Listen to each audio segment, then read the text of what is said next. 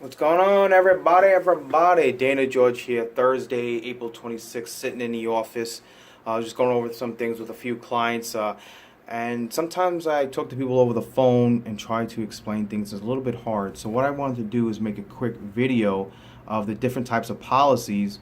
So when I do speak to you and you want some more information, what I'll do is I'll send this over to you, or you could check it out on my page as well. So first we'll start off. Sorry, this is not going to be a fancy video. Still working on this. But I do have my marker, my little eraser board. We're going to go over the policies, the types of insurance that we have. It's basically two. It's your term. Think of it as temporary or renting. Or you have permanent, as think of it as you're owning it. So term is very simplistic. Everybody knows what it is. It's going to give you your highest death benefit for the lowest out-of-pocket cost. So it's really simple. So we have our term up here. Hopefully you could see this. Very simple.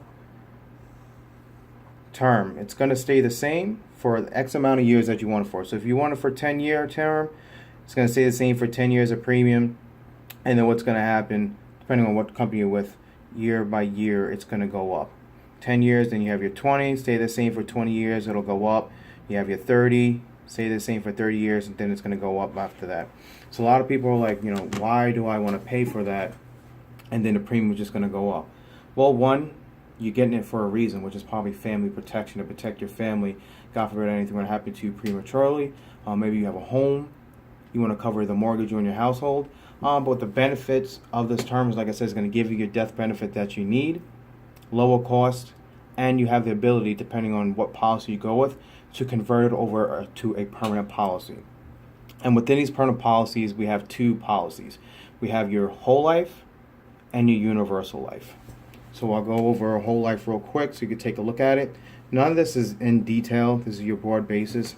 Obviously, when you sit down with me or we talk over the phone, we go over a little bit detail on what are your outcomes and what are you looking to do. So we have our whole life policy. It is exactly what it says. Whole life is going to stay. You're going to have the policy for the rest of your life. So on your whole life policy, depending on what company you go with, you have your death benefit here. And as the years go along, you're paying into your policy, you have the potential of having the death benefit actually start to increase. And that's because of dividends that are accruing within the policy. Your premium, what you're paying per month or per year, will stay the same. But another benefit, well, just one of many that it has, because there's different riders that you could use. But one of them that comes with the policy is like owning your own house. So when you own your own home, you start to build up equity within your mortgage. So within this policy as well, as you could see here, your cash value will start to grow as the years go on. So that's one of the bells and whistles within a whole life policy. When I was back at my old company a few years ago, during Hurricane Sandy time, actually, there was clients who had significant amount of cash value within this policy. And when they couldn't get the payments out from their homeowners insurance in time, they actually borrowed the money from this cash value, use it to fix their home, whether it be roof, to help get the basement flooded out. So you have access to money in this policy. All you have to do is just give a call up to your insurance company, let them know what you need. They'll send the check right out to you. What's great about this is not like applying for a loan at a bank or whatever the case may be. This is money that you have access to. And then the other form of permanent policy is universal life. Let's make it real short. We'll do this right here. I did this one last because you can consider it as a hybrid between whole life and term. This one has a few bells and whistles itself.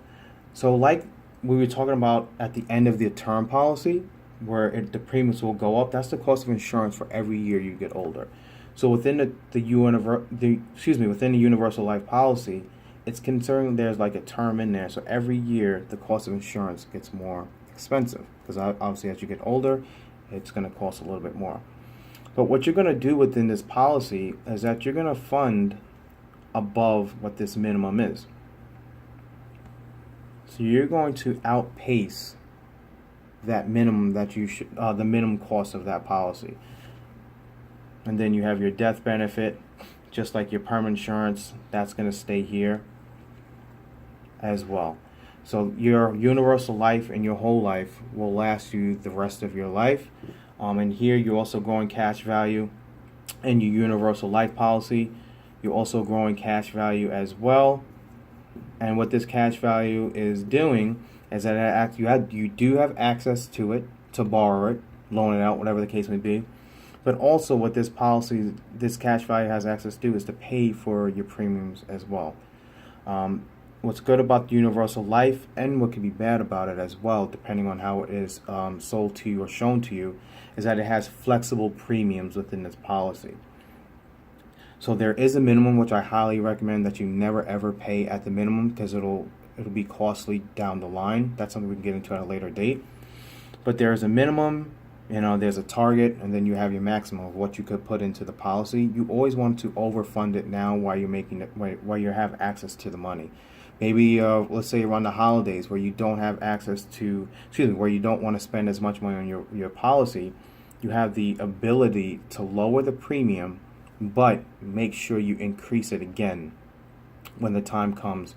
Maybe January, February, once you get your income tax return or your Disney money, throw it into the policy so you can get those premiums back in there. So those are just the basis of the policies that I go over with my clients. And each one, especially in the permanent, there are other layers to the policy.